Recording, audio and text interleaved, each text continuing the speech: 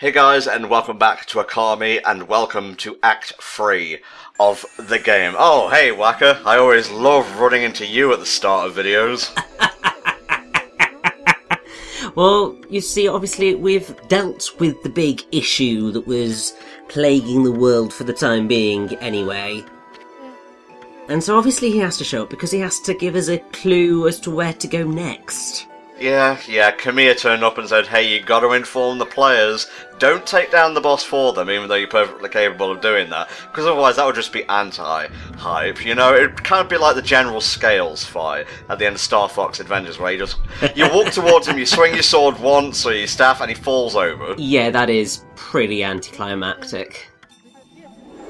A shocking zap, and it opens. I think I've skimmed through the video where that happens, and that should be on Friday, I think. I believe this week so. and next week are going to be pretty thin on the ground, shall we say, in terms of Okami parts, just due to schedule issues, but we've got another playthrough starting, I think, question mark, so you won't be wanting for content, let's just put it that way. And also, it's E3 week. Yeah. You've got to, well, it's E3 week when we're recording this, therefore you've got to cut us some slack, because... Yeah, like... I want to shitpost and watch some conferences, thank you very much. And also I've got loads of important stuff happening at work, even though I'm only in like 2 days, but it's still important stuff happening on those days that I'm in. So it just schedules just do not work out sometimes. At least we're not missing an upload day. That's the main thing. So, Indeed. To get to business, is this a side quest part or is this a plot part? This is very much a side quest part. You can probably tell by the fact that its title is The Power of Tachigami. And basically... Yes, so we're going to be making use of a whole bunch of powers throughout, because obviously we've got Gekigami's lightning powers now, so that gives us a few things that we can do. Ooh, nice. Also, because we've unlocked pretty much most of the world right now, I think we might have enough money to get an upgraded Power Slash, which is why this part is called The Power of Tachigami. Yes! Because that's what we're going to be making a lot of use of, because there's loads of places throughout the world that require us to use more upgraded Power Slash. But this specific conversation is why I said that the whole thing with King Wada and Otahime is actually quite depressing, and gets even more depressing. Because if you keep talking to her, she'll say that she carries the child of King Wada, so Aww. She was pregnant. And ultimately that child will never get to know their father. Well, maybe it's for the best, because if the first thing I saw of my father when I came busting out the womb, it was that he was a possessed giant sea dragon, I'd either think it was really fucking cool, or I'd be scarred for life. Well, to be fair, if you... This is going to get quite disgusting, bear with me. Okay. But if you just come out of your mother, you wouldn't necessarily be seeing anything properly, because generally, even if babies manage to open their eyes, the eyes aren't really fully formed at that... Well, not necessarily fully formed, but they're not fully functional at that point. Why are we having this conversation right now, Richie? I didn't ask for the specifics. You're the one okay? who started it. Fine, whatever, moving on. Oh, I like how you have to carve in a sign to warp and whatnot, that's pretty fresh. Well, that is the wonderful thing of the fog pot and our improved Veil of Mist powers. Like, the fact that we now have that and the whirlpool means that we can just travel wherever the hell we want in the world. Nice. As quickly as possible. And it's so much fun. Now, I believe that our first port of call, after dealing with Otahime, is heading to Urishima's hut. Remind me who that is? Urishima being the large kid in the barrel who the Oh, boys were right. picking up. Yeah. That was a kid? I thought it was an adult. It's kind of complicated. Is he a man-child? Well... So, we're just going to run about and get there. I hope. I think also I'm trying to pick up as many demon fangs as is humanly possible. Oh, yeah. Because I'm pretty sure that at this point in time, the holy artifact that I've been wanting to get is finally available to us. Oh, praise be. And so, obviously, that is what I'm going to pick up when we pop back to Seon City. Sweetheart, mate. It better be worth the hype. Oh, it definitely will be. So, we speak to Urashima, and we will ultimately give him the thing that he was missing. His little treasure box. So, we getting something for this, or was it just a good gesture? We will get something for this. But he's just saying that he's stuck in a body that will never get older. And this obviously links to the original story, but that is what opening the treasure box does. It brings his age back to him. And... Aww. Oh, it's just so cute. Just... Oh, it makes me so happy. I think that made me feel more than the fucking Queen saying, "Oh, I'm carrying the child of my dead husband who was a giant sea snake." And also we get a stray bead out of it, so it's all good. So, with Urashima Taro's story, this is why I wanted to wait. Because...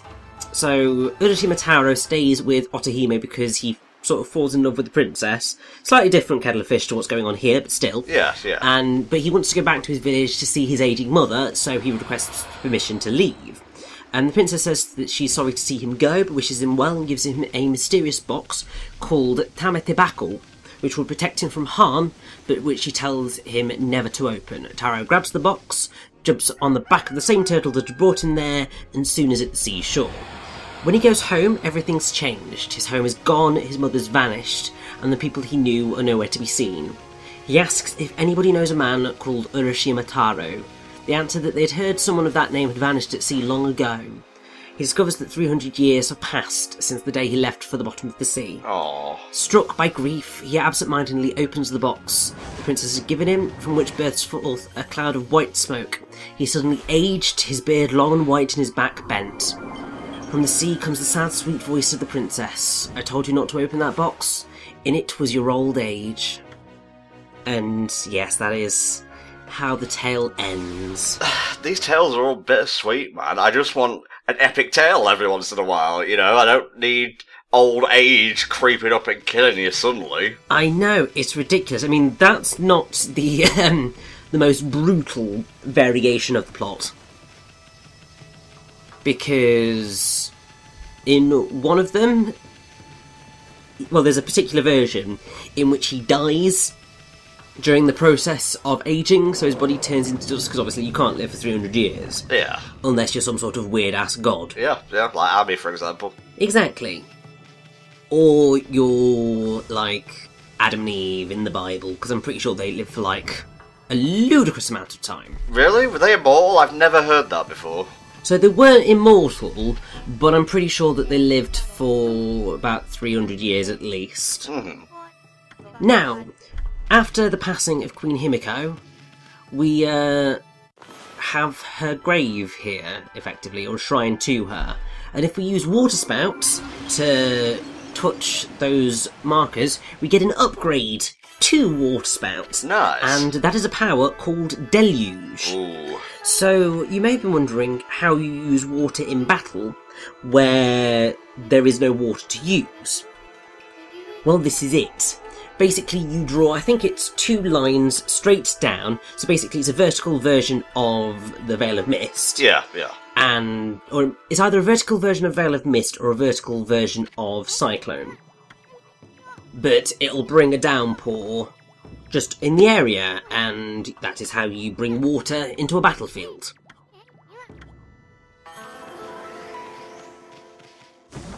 And it's just quite fun. It's not one that's going to get much use.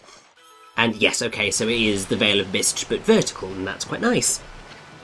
Is the handmaiden a Dragonian, or is she just wearing, like... Yeah, she's wearing a veil. That was kind of hard to see at first. So yeah, she's just a normal human being. But at least she's okay, because obviously she looked like she was pretty dead when we last saw her. So at least she survived the onslaught. She was dazed at the very least. I don't really understand why Rao simply knocked her out while killing Himiko. Well, you see, it's because ultimately Evil Rao's goal was to kill Himiko. So nobody else really mattered. I know, that just seems like leaving loose ends to me, but what do I know? I'm not a giant nine-tailed fox in disguise. This is very true. And now, here's the Emperor. I wonder whether he's going to say anything to us about the loss of his wife. No, too busy. Evidently not. But the water tablet allows you to walk on the water's surface. Oh, based. I know. The water tablet is basically never leaving my side. I think not. Because it's such a wonderful holy artifact. And it's the one that I've been wanting to appear for so long. Because, I mean, unfortunately this means that Orca is basically obsolete now because we can do it ourselves. Well, he served his purpose. Exactly. But on the plus side, while we don't get to hear Orca's theme anymore, we do get to hear the lovely Ryushima Coast music as we're running on the water. And just look at this, I'm running on water, it's amazing. Oh, that's the perfect technique for a god, I think, so I'm pleased now. And because we have this power, we can actually go and get so much stuff, which is why there is ultimately as many, well, there's as much side questing going on during the next two parts as there is. Just look at that, when the lily pads come out as we run on the water. I think Richie's pleased, guys. I think he is pleased. Well, it's just because when you're swimming, it's just so slow and tedious. And now we could just go wherever the hell we like. Yeah. Like, nothing is stopping us, and that's just beautiful. And oh yes, whilst we're in Seion City, and since we have the power of Gekigami, we can now finish off the Hayazo side quest. Oh, Hayazo. I was wondering what happened to that blighter. So, we are going to take him down. We get to hear the race theme again, which is one of my favourites. Indeed we do. And so this is his 5-way vanishing act, which is easily the most challenging, because I mean, you know, 5. But thankfully, we've got a power slash in there, so that's quite easy to deal with. The lightning is the more difficult one, because there's only one very specific point in the map where you can do that. But it's fine. I will point it out to you when we get there. Yeah, don't bother with the Inferno, guys. It's just much easier to draw fire from a source. Exactly, and I got a bit confused there because I was just like, wait, where's he gone? What the hell's happening? But this is going a lot better because, as you can see, I know what I'm doing now. Oh, yes. do. Oh, I love this tune. It is just such a good tune. And now, you see a little figure just in the distance there. That is a ghost called Raiden, actually. And he's the source of electricity that we need. Yes, spit him right in two. And there we go.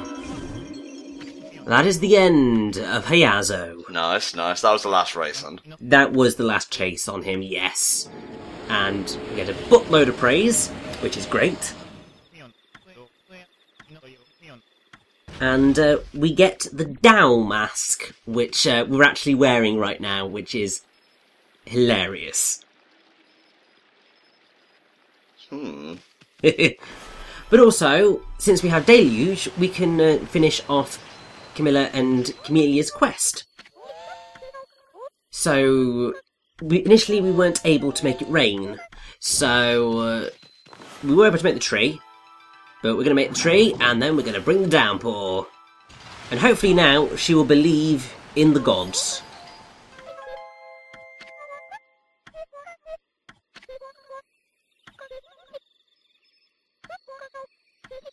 Yeah, gods, right here.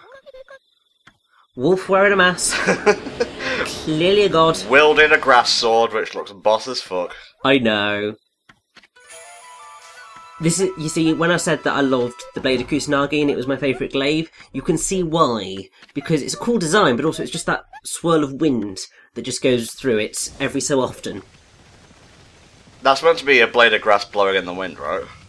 Well, so it's the Blade of Kusanagi, which is the grass-cutting sword. No, that's what I mean. It's meant to represent a blade of grass literally blowing by a swift breeze or something. Yeah, I think so.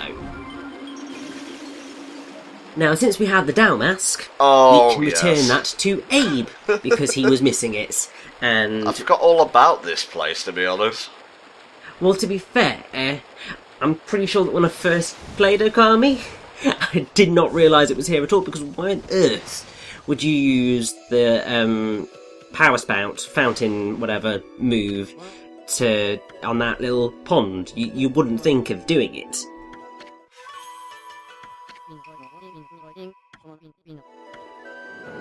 So, do you remember when we were here last, and I said that those markings that were appearing on that scrolling thing should look familiar? Yes, they're foreshadowing bosses and whatnot. Exactly, yes. So, the boss that we weren't able to identify was Ninetales.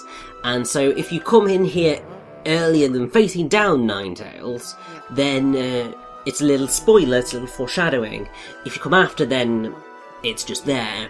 But now, we're going to find out some interesting stuff about Captain Waka. Okay. Huh. So, Waka started the Tau Troopers? Looks like it, yes. He's the only captain that's ever been there. Waka must be immortal or something, then. Well, don't know whether he's immortal, but for a human, it's certainly ridiculous. This is just getting curiouser and more curiouser.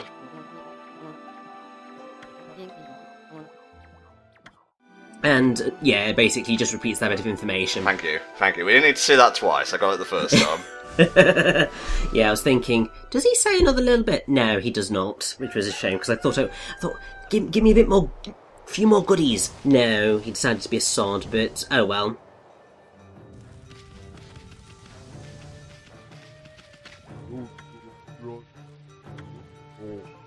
This is a thing that I find quite fun, is that Hayazo apparently always used to return the things he stole to their owners. I don't know whether that's literally just because we did the returning. Yeah, but, probably. oh well, these things happen. Apparently we are now the weapons dealer's only customer. Ooh. And we're going to get the Trinity Mirror, so we haven't really had the Blade of Kusanagi for that long, and we've already got a new weapon, which is a shame, and it's something that happens quite a lot throughout this last stretch of Okami, because very, very soon, actually, we are going to pick up another sword and then another sword after that. Uh-huh. So, like, the next glaive will hardly get any use whatsoever, because by the time you pick it up, you've already got the final glaive, which is it's annoying. But that is mostly just because I kind of didn't have enough yen at the time that it turned up. But also it does just turn up so close to the final glaive that it serves very little purpose. But it does still have a really cool design, so it's certainly worth checking out. I think I would have preferred it if you got them as part of the story, like it went reflector, beads, glaive, but optional ones are fine too. Oh, of course. Yeah, we're just going to be doing lots and lots and lots of side quests.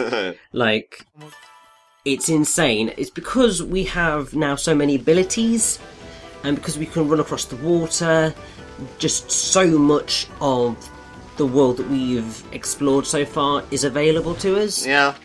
That you can pretty much clean up everything possible. You can't clean everything up, because we still have one more brush technique to go, obviously. And also you can't get the final upgrade to, I don't know if it's Cherry Bomb or Power Slash, until the final area. But we've got to make it to there before like the final stuff is available to us in the main body of Nippon.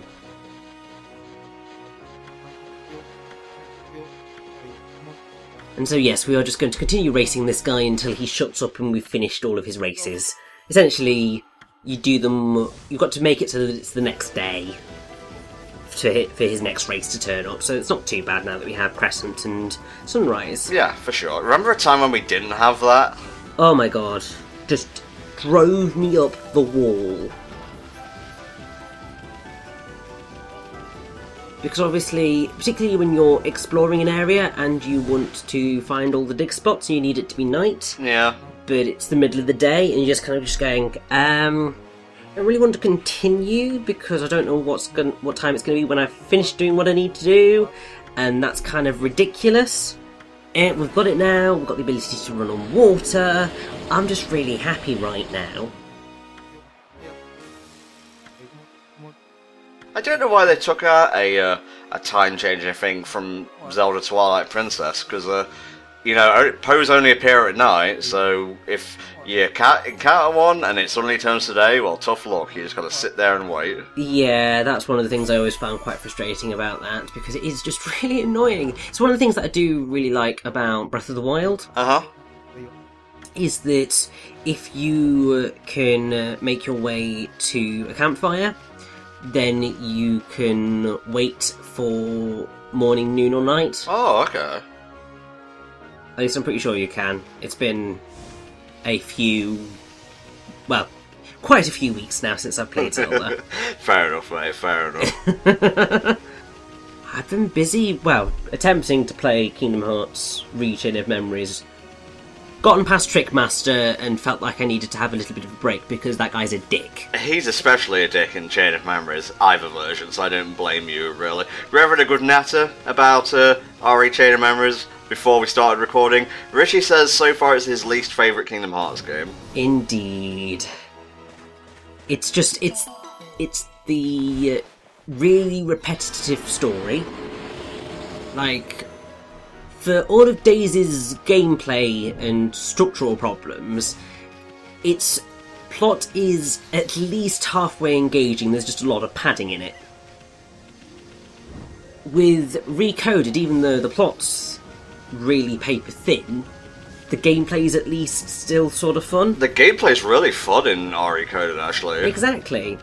With Re-Chain of Memories, the plot just kind of trundles along and doesn't really seem to be well, I know where it goes, but it doesn't really go very far. But then, also, the cards are just so restrictive in terms of combat that I'm just sat there just going, just want to be able to experiment a bit more in combat, and I just can't because the game's not letting me do things. I understand, mate. That's why I never really, like, try to counter people's opinions on either version of Chain of Memories, because it is divisive, and, you know, they made the decision to go with cards because of the Game Boy Advance. I think they could have had, like, just slightly scaled down action RPG stuff, but hey, at least we got, you know, Days, I say that begrudgingly, of course, and also Dream Drop Distance, which gets a lot of shit for being as janky as it is. I like it. I would say it's my fourth favourite Kingdom Hearts game, but I haven't played 02 yet, so that might change. Well, 02 is very small, so I wouldn't say that it can really be that high on anybody's list, if only just because there's so little content that it's not really a main game, it's more of a demo for Kingdom Hearts 3.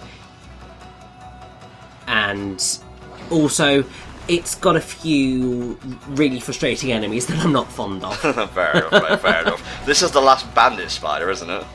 No, this is the penultimate Bandit Spider. Technically, this would be your first Bandit Spider that you're probably likely to come across. Oh, okay. Because obviously this is in the first bit of Ryoshima Coast, the other one was in the second bit of Ryoshima Coast. But ultimately, I think it's because I wasn't planning on doing the Bandit Spiders until I was going to go and do the final Demon Gates. But then I was just going on the loop through all of the North Ryoshima Coast islands and just happened to fall into that one. without properly realising that's what I was going to do, and then I just had to do it. So then I thought, well, you know what, since I've done that, I might as well come back and do this one as well. Damn, man, you made that look pretty easy, actually. We got not only 14,000 yen, but a sun fragment as well. All in all, a pretty good haul. But this isn't the only side quest part we're doing this week, so come back next upload day for another part of Okami. See you then.